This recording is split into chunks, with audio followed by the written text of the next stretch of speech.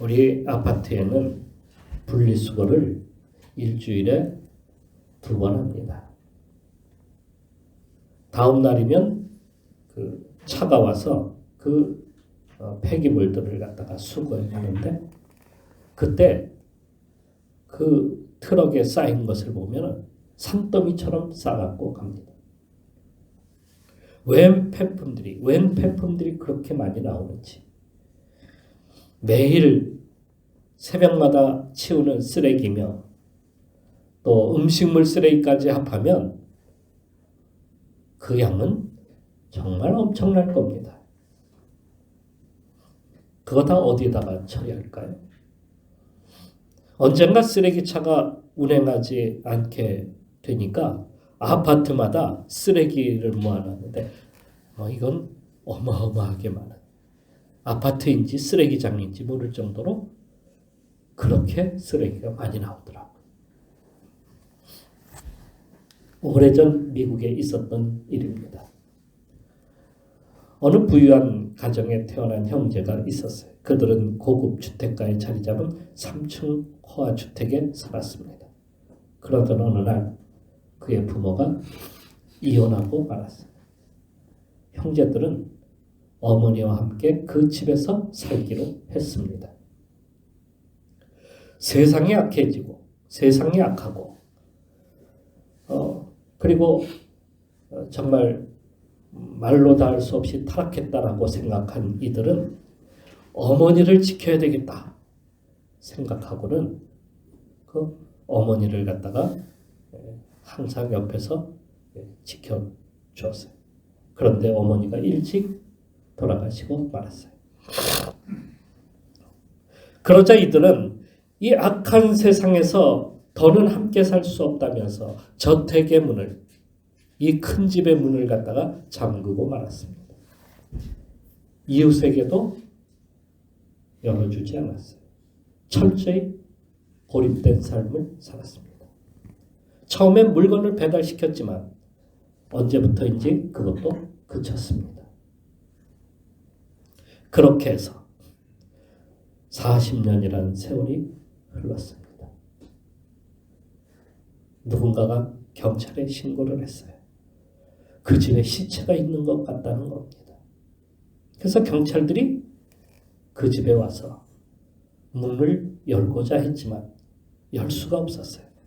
그 문 앞에는 온갖 신문, 재봉틀, 의자, 각종 폐기물, 간이 침대 등 그러한 폐기물들로 가득했기 때문에 도저히 문을 열 수가 없었어요.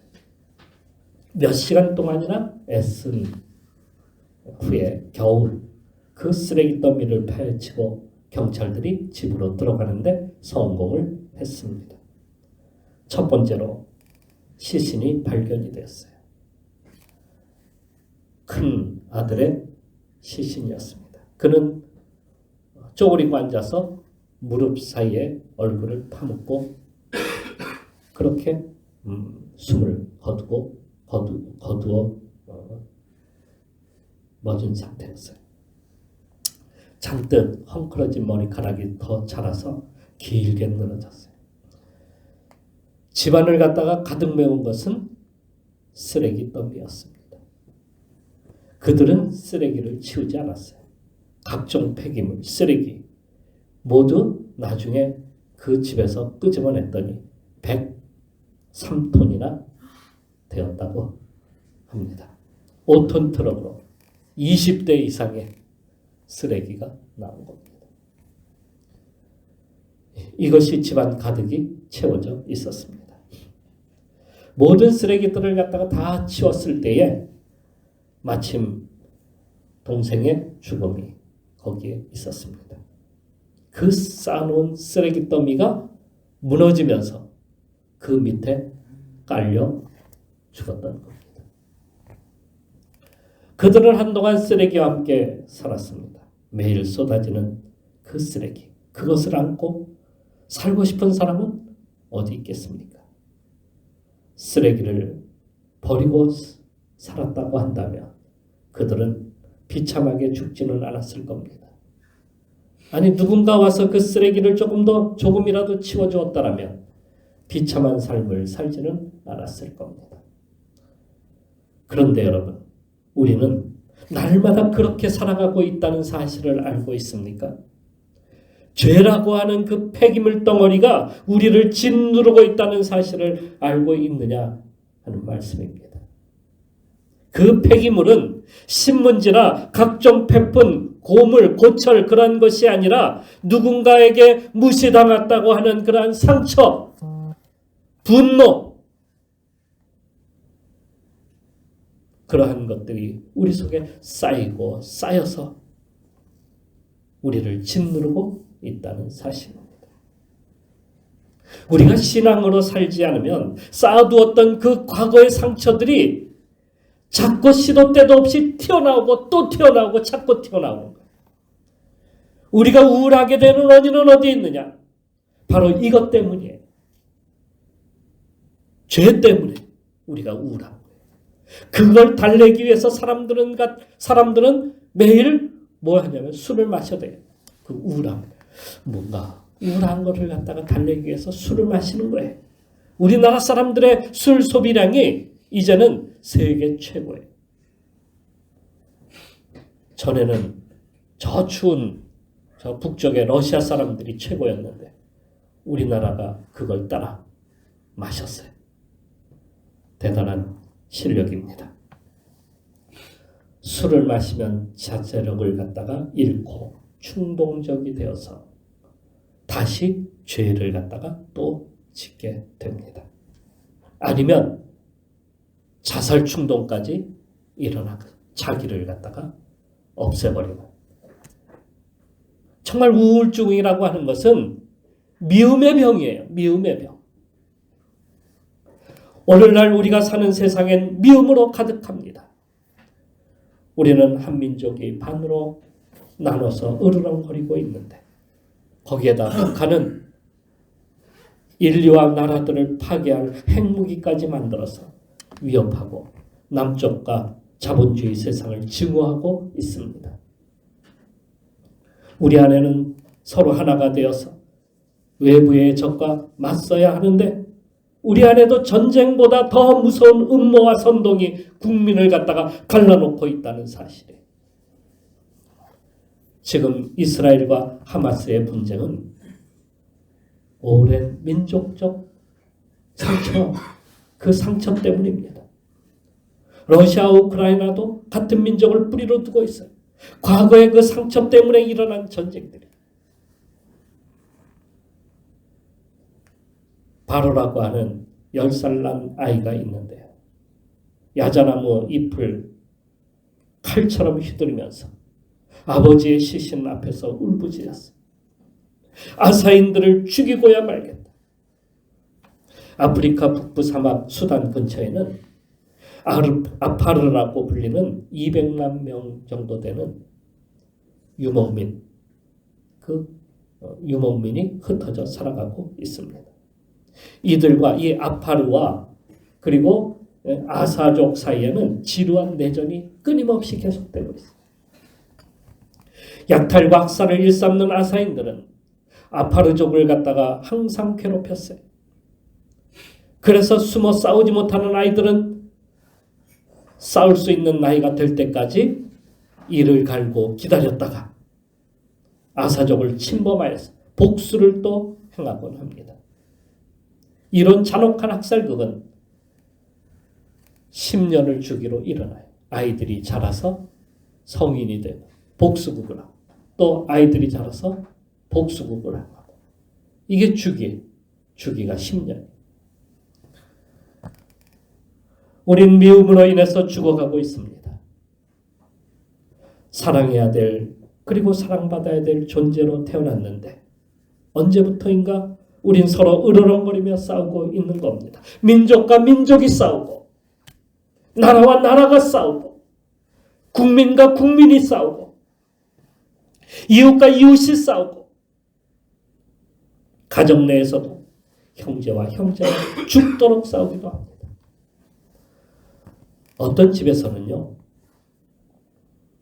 어머니가 홀로 계신 어머니가 돌아가시자 형제들끼리 어머니의 그 재산, 남은 그 재산을 가지고 한 푼도 서로에게 줄 수 없다며 싸우고 있는 그러한 사람들이 수도 없어요. 고소와 사기와 거짓말로 그 집안은 생지옥이 되어 있어요. 거기에다가 묻지마 범죄가 여기저기서 일어나고 사회는 온통 사기꾼으로 거짓말로 가득 차 있는 범죄의 소굴이 되어가고 있다는 거예요. 어떻게 이 세상이 이렇게 변화해 갈 수 있을까? 어디서부터 시작을 해야 될까? 전에는 좀 두둑이었는데 지금은 한번 나라의 살림을 갖다 다 도둑질해가는 그러한 사람들도 자꾸 여기저기서 생겨나요. 엄청난 범죄가 이러한 사람들이 어떻게 해서 우리와 같은 세상에서 서로 이렇게 살아가고 있을까? 어떻게 해야 이 땅이 치유될 수 있을까? 어떻게 해야 이 세상이 회복될 수 있을까?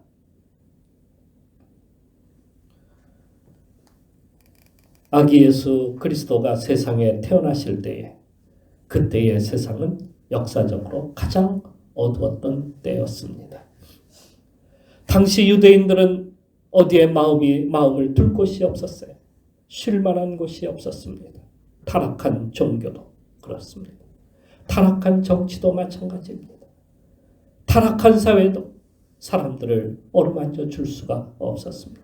거기다가 로마 제국의 지배 아래 놓여 살고 있었기 때문에 그래서 유대인들의 마음에는 증오와 미움이 더욱더 심해졌어요. 이렇게 미움으로 가득한 세상에 예수님이 태어나신 겁니다. 그 미움의 쓰레기 더미 속에 냄새나는 곳에 주님이 오신 거예요. 바로 더럽고 칙칙하고 똥으로 가득한 짐승들의 거처인 축사에서 그의 어머니 마리아는 아기를 낳아서 누일 장소를 찾아보았지만 누일 곳이 없었어요. 그래서 말 구유에 누일 수밖에 없었습니다. 안식할 곳이 없었어요. 그렇게 아기 예수는 세상에 오셨습니다. 이것이 우리에게 보여주신 하나님의 표적입니다. 왜 이런 세상에 오셨을까? 이 더럽고 칙칙하고 냄새나고 악한 세상에 말입니다. 바로 용서해 주시기 때문에 용서해 주시기 위해서 이 세상에 오신 거예요. 용서 때문에 너무도 큰 죄, 너무도 많은 죄를 짓고 그 죄에 눌려서 사람들이 죽어가고 있었기 때문에 곧 죄의 더미에 깔려 죽고 맙니다. 지금 그 죄라는 그 쓰레기 더미가 막 쏟아져서 우리 가운데 지금 그것이 쏟아져 내릴 직전에 있기에 그걸 없애주지 않는다면 인생들은 어떻게 살 것인가? 하루는 베드로가 예수님께 와서 물었습니다. 주여, 형제가 내게 죄를 범하면 몇 번이나 용서해 주리까? 7번까지일까? 그러자 예수님은 그에게 대답하셨습니다. 7번뿐만 아니라 7번을 70번까지도 할지니라 하셨습니다. 몇 번이에요? 490번. 아니 어떤 분은 480번이라고 그렇게 주장하는 분이 있더라. 예? 490번이. 예? 내가 연애할 때부터 알아봤어. 지금까지 살면서 내가 용서해 준 것만 해도 490번이 넘어. 당장 내쫓아도 이제는 괜찮아. 이렇게 생각하는 분은 없습니까? 정말 불쌍한 남편 내가 데리고 산다. 이렇게 생각하는 우리 집사님, 권사님들이 있을 겁니다. 그런데 예수님은 불쌍한 우리 인생을 위해서 한도 끝도 없이 용서의 삶을 행하셨어요. 용서를 행하셨습니다. 한도 끝도 없이. 한 임금에게 10,000달란트 빚을 진 신하를 불러서 결산하게 되었는데 갚을 수 없는 어마어마한 빚을 진 것을 알게 되었습니다. 한마디로 그는 빚에 눌려 살고 있었습니다. 그의 빚은 10,000달란트였습니다. 그가 받는 급료로 따지면 16만 4천 년 동안 일을 해야만 합니다. 요즘 우리 돈으로 계산하면 6천억 정도 되는 돈이에요. 하나도 놀라지 않죠. 어떤 분은 조 단위로다가 사기를 쳐서 훔쳐가는 사람도 있으니 6천억 정도는 껌값이죠. 그런데 여러분, 정상적으로 하면 그가 그의 몸과 아내와 자식과 또 모든 소유를 다 팔아도 그건 불가능한 일입니다. 그걸 생각하면 잠도자 불면증에 걸릴 게 분명합니다. 머리카락도 감을 때마다 한 움큼씩 빠져나가. 몸은 점점 야여가고 심한 병에 걸릴 수도 있습니다. 6천억을 어떻게 갚냐고요. 그걸 생각하면 잠이 오냐고요. 단돈 100만 원도 꾸거나면 그거 갚지 못해가지고 마음이 굉장히 아파하는 사람들도 많은데 6천억을 어떻게 갚냐고요. 어느 날 갑자기 온 식구가 모여서 연탄불을 피울 수도 있지 않습니까? 예수님께서 좀 과장하신 것 아닙니까? 세상에 그런 사람이 어디 있습니까? 하고 반문할 수도 있습니다.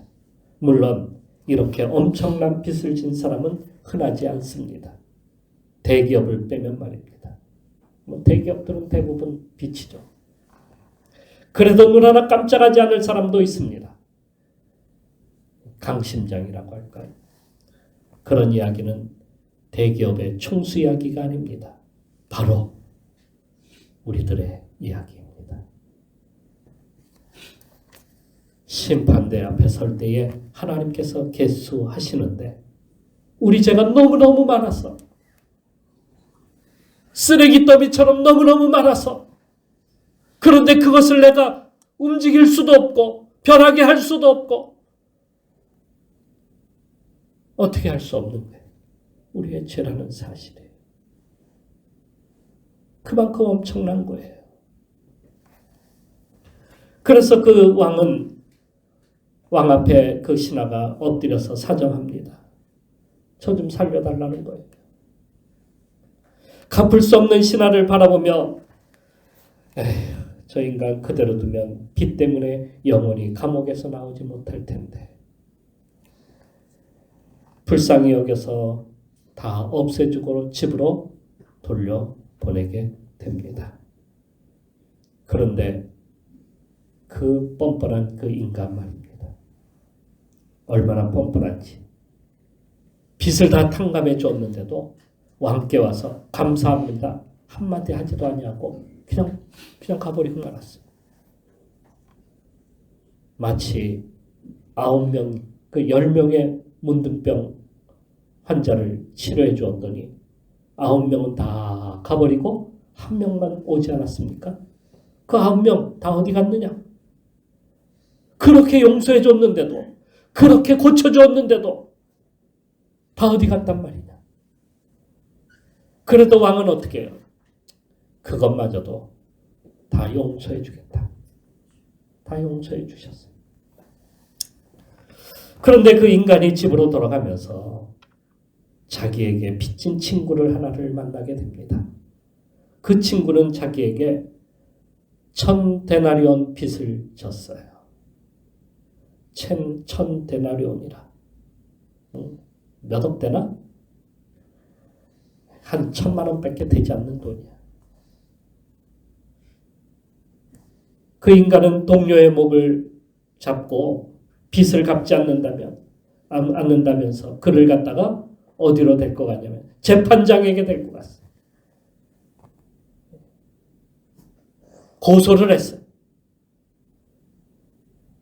그래서 갚을 때까지 감옥에 두려는 그러한 마음을 품게 됩니다. 정말 납득할 수 없는 일이 벌어진 거예요. 아니 상식적으로 생각해 보세요. 자기는 얼마나 용서를 받았습니까? 6천억이나 되는 그 엄청난 빚을 갖다가 다 탕감을 받았는데 아니 1,000만 원 정도는 눈 감아줄 수 있는 건 아닙니까? 여러분 같으면 그렇게 안 하겠습니까? 그런데 사람들은 자기에게는 관대하지만은요 남에게는 가차가 없어요. 그래서 내가 지금 빚 이거 탕감받은 거는 아무것도 아니라고 생각해요. 엄청난데도. 그런데 남이 나에게 잘못한 것을 보게 되면 가만 안 있어. 도저히 못 참는 거예요. 사소한 일이라도 넘어갈 수가 없어. 견디지 못합니다. 참지 못합니다. 기다려주지도 않습니다. 나를 이렇게 상처를 준 저 인간 정말이지 절대로 내가 용서 못해. 이런 소리 한두 번 들은 게 아니에요. 목사님, 난 이번에 도저히 참을 수 없어요. 저 인간 저대로 두면은 내가 분해서 못 살겠어요. 속이 터져서 못 살겠어요. 내가 이번만큼은 내가 가만 안 있을 거예요. 저에게 와서도 이렇게 말하는 사람 수없이 봤어요. 그런데 알고 보면 내가 다른 사람에게 상처 준 거요 따지고 나면은 얼만큼 되는지 아십니까? 수없어요. 수없어. 겨우 나에게 사소한 일 가지고 그거 상처 주었다고 내가 못 참겠다고 가만 안 있겠다고 고소하겠다고 하는데 내가 알고 보니까 상처를 준 것을 따지고 보니까 더 많이 준 거야.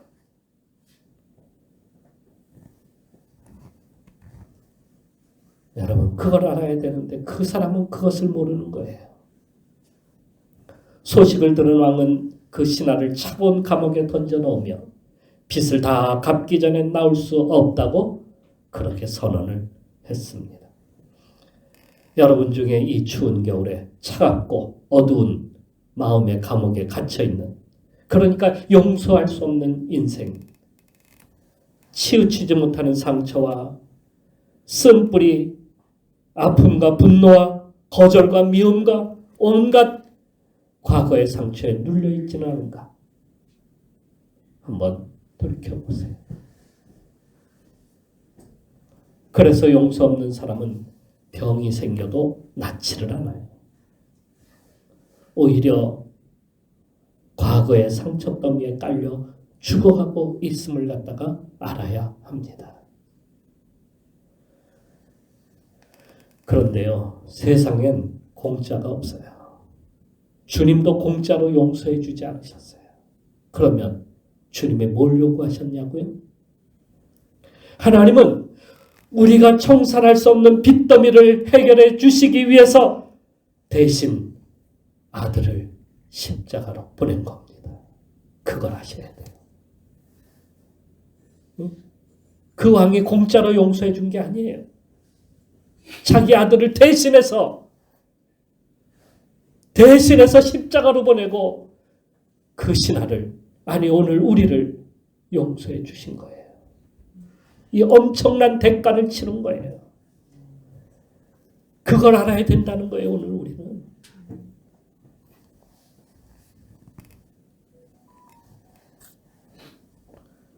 예수님이 십자가에 달리지 않으셨다고 한다면 우리의 죄는 오늘도 엄청날 겁니다. 그 더미에 깔려서 우리는 죽고 말 겁니다. 그의 피가 우리의 모든 죄를 다 씻어내린 겁니다. 여러분, 소방차에 있는 그 물 호수 있잖아요. 그 호수로다가 한번 쫙 뿌리면은요, 다 사라져요. 다 없어져요. 다 날아가요. 한 번에. 다 날아가 버려요. 그런 것처럼 주님의 피가 우리의 모든 죄를 다 씻어버린 거예요. 용서받은 사람은 오른밤을 칠 때에 왼밤을 돌려대도 상처가 되지를 않습니다. 속옷을 달라 할 때에 겉옷까지 내어주어도 상처가 되지 않습니다. 오리를 가자고 할 때에 심리를 가져오도 상처가 되지 않습니다. 이게 용서받은 사람의 모습이에요. 원수도 사랑할 줄 아는 사람이 되는 거예요. 근데 내가 용서받지 못했다라고 생각하면 남도 용서가 안 되는 거예요. 내가 용서받았다라고 그렇게 확신이 되면 남도 어떻게 한다? 용서가 된다. 뺨을 때려도 그게 상처가 되는 게 아니야. 오늘날 왜 사람들이 그렇게 상처 속에 살아가는 이유가 뭐예요? 내가 용서받지 못했다라는, 아직도 나는 그러한 그 상처 속에 살아가고 있다는 것 때문에 그렇다는 거예요. 그런데 예수님의 피는 우리의 모든 쓴뿌리, 모든 상처 다 녹아내리게 그렇게 만들어주셨어요. 베드로는 욕을 당하시되 맞대어 욕하지 아니하시고, 고난을 당하시되 위협하지 아니하시고, 오직 공의로 심판하시는 이에게 부탁하시네. 그분께 맡기라. 그분께 나아가면 우리의 상처, 우리의 아픔, 우리의 과거의 쓴뿌리, 모든 상처 패금을 다 없애주신다. 주님께 맡겨야 되는 이유입니다. 이렇게 용서는 우리 마음에 하나님의 사랑이 흐르게 만듭니다. 감동이 우리 속에서 막 일어나게 만드는 거예요. 감동이 일어나면 우리 세포도 춤을 춥니다. 좋은 호르몬의 생성이 우리 속에서 1000배가 더 일어나게 됩니다. 1000배 이상 더 일어나게. 그래서 암 환자가 용서를 받고 용서를 하게 되면은 어떤 일이 나요? 병이 나요. 암이 낫는다. 여러분의 모든 질병, 용서를 통해서 다 치유되시기를 축원합니다. 우리 몸에 놀라운 변화가 일어나는 거예요. 마치 다이아마이트가 터지는 것처럼 우리의 세포 속에 그 죄악의 덩어리들이 다 터져 없어져 버리는 거예요. 그래서 병이 치료돼요. 예수님께서 병을 치료하실 때에 뭐라고 하셨어요? 내 죄 사함을 받았느니라. 용서해 주셨어요. 죄 사함을 받았느니라. 그렇게 할 때에 병이 나는 거예요. 그게 예수님의 치료 방법이에요. 예수님의 구원 방법이에요. 용서할 때에 우리가 치유된다. 여러분 속의 모든 죄악들, 여러분 속의 모든 질병들 오늘 다 치유되시기를 축원합니다. 예수님의 그 사랑의 피로 말미암아서 말입니다.